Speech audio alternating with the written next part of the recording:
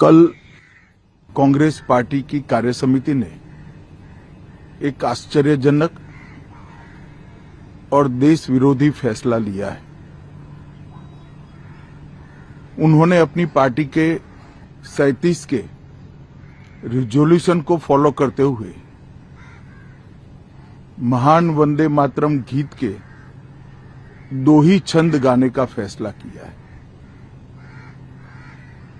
मैं इस समय पर पूरे देश को याद कराना चाहता हूं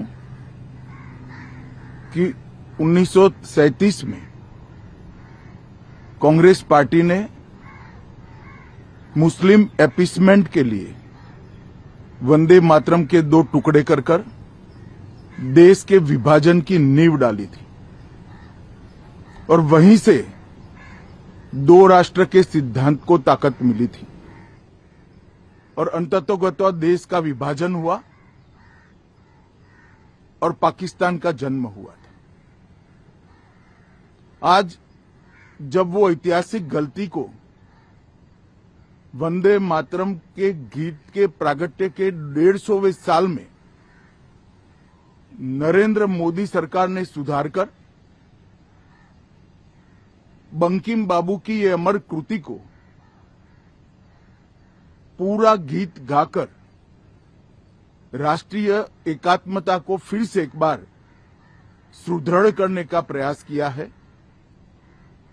और सभी सरकारी फंक्शंस में इसको पूर्ण रूपेण गाने का जो निर्णय किया है, वो निर्णय को कानूनी जामा भी पहनाया है।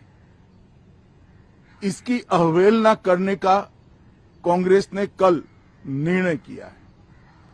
कांग्रेस का ये निर्णय केवल और केवल इनकी घोर तुष्टीकरण की नीति की पुष्टि करता है। वोट बैंक के तुष्टीकरण के लिए उन्होंने स्वर्गीय बंकिम बाबू के इस अमर कृति का न केवल अपमान किया है, वो लाखों शहीदों का भी अपमान किया है जो वंदे मातरम का नारा लगाते लगाते देश की आजादी के लिए फांसी पर चढ़ गए, जिन्होंने कई साल जेल में काटे। आज कांग्रेस पार्टी 1937 का अपनी पार्टी का रिजोल्यूशन मान रही है और पार्लियामेंट के एक्ट को नकार रही है। मुझे तो बड़ा आश्चर्य है, श्री राहुल गांधी की नेतृत्व में कांग्रेस पार्टी फिर एक बार इस देश में तुष्टीकरण की राजनीति को पुरजोश तरीके से आगे बढ़ा रही है। मैं देश की जनता को अपील करना चाहता हूं कि एक बार इस देश ने गलती करी थी वंदे मातरम के 2 टुकड़े होने देने की और एक गलती के गंभीर परिणाम हमने भुगते हैं। अब देश की जनता एकजुट हो और कांग्रेस पार्टी के इस फैसले के खिलाफ आवाज बुलंद करे कि अब इस देश में तुष्टीकरण की राजनीति नहीं चलेगी। ये आजाद देश है।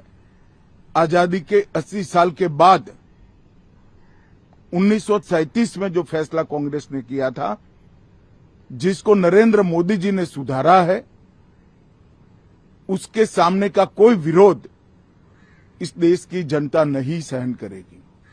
भारतीय जनता पार्टी कांग्रेस पार्टी के इस फैसले की कड़ी निंदा करती है और हम इसका जनता के बीच में और विधायी सदनों में भी पुरजोश विरोध करेंगे।